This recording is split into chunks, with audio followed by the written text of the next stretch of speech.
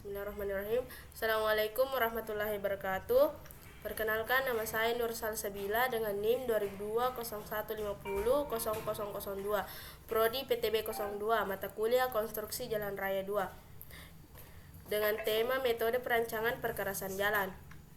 Yang pertama, ada metode Group Index. Metode ini dikembangkan oleh Public Road Administration, didasarkan pada klasifikasi kelompok tanah, diturunkan dari pengalaman desain terdahulu. Model desain struktur perkerasan terutama dikhususkan untuk perkerasan dengan LPA, lapisan pondasi atas, dan LPB, lapisan pondasi bawah, yang menggunakan agregat atau tanah. Nilai Group Index dihitung berdasarkan rumus di bawah ini.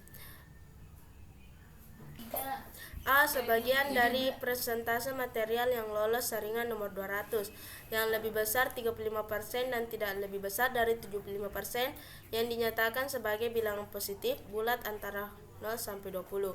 Di mana B. Sebagian dari persentase material yang lolos saringan nomor 200 yang lebih besar dari 1,5% dan tidak lebih dari 55% dan dinyatakan sebagai bilangan positif bulat antara 0 sampai 40. C. Sebagian dari batas kal yang lebih besar dari 40% dan tidak lebih dari 60% dinyatakan sebagai bilangan positif bulat antara 0 sampai 20. Di mana D. Sebagian dari indeks plastis yang lebih besar dari 10% dan tidak lebih besar dari 30% dinyatakan sebagai bilangan positif bulat antara 0 sampai 20. Yang kedua, ada metode CBR. Metode ini paling banyak dipakai untuk perencanaan perkerasan lentur yang awalnya dikembangkan oleh California Division for Highway. Kemudian baru ditindaklanjuti oleh US Army Corps of Engineers. Nilai CBR adalah perbandingan antara beban penetrasi suatu bahan terhadap bahan standar dengan kedalaman dan kecepatan penetrasi yang sama.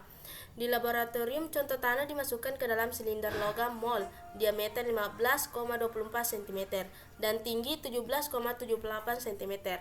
Kemudian dilakukan penumbukan dengan alat tumbuk sebagaimana pemeriksaan pemadatan. Sesudah penumbukan standar atau modified, cetakan ini ditempatkan pada mesin penetrasi kapasitas 4,45 ton dengan kecepatan penetrasi sebesar 1,27 mm per menit. Pembacaan pembebanan dilakukan pada serangkaian penetrasi mulai dari 0,0125 sampai 0,50. Adapun grafik pada gambar di samping yaitu garis vertikal dari angka 2,5 kali 0,5 memotong garis CBR sama dengan 7. Harga terendah CBR dibagi 8, harga CBR yang sama dibagi 10 dan 11, harga CBR yang besar dibagi 11.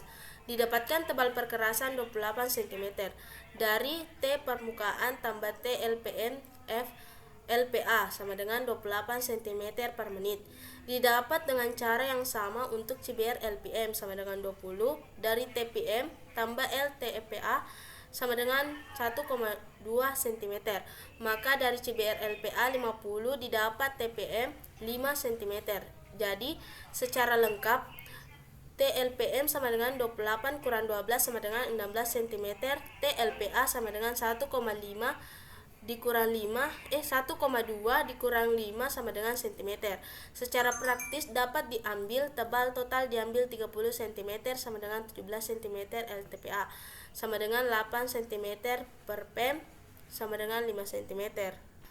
Adapun perbandingan dari kedua metode. Untuk metode Group Index ini sangat sederhana, cukup dengan mencari pengelompokan tanah berdasarkan grup indeks menggunakan peralatan biasa mekanika tanah yang banyak tersedia di laboratorium, dan beban lalu lintas pun cukup diwakili perkiraan volume tanpa memperhatikan berat dan komposisi kendaraan. Asumsi masa layanan adalah 20 tahun. Kekurangan metode ini adalah: yang pertama, gambar angka grup indeks tidak mencerminkan perilaku tanah dasar dalam menerima beban lalu lintas. Yang kedua, berat maupun komposisi kendaraan dan konfigurasi tidak disinggung sama sekali, padahal faktor-faktor ini sangat menentukan kerusakan perkerasan. Yang ketiga, tidak memperhitungkan komposisi lapisan perkerasan dan kualitasnya. Yang keempat, tidak memperhitungkan faktor lingkungan, temperatur, curah hujan, dan geometrik jalan.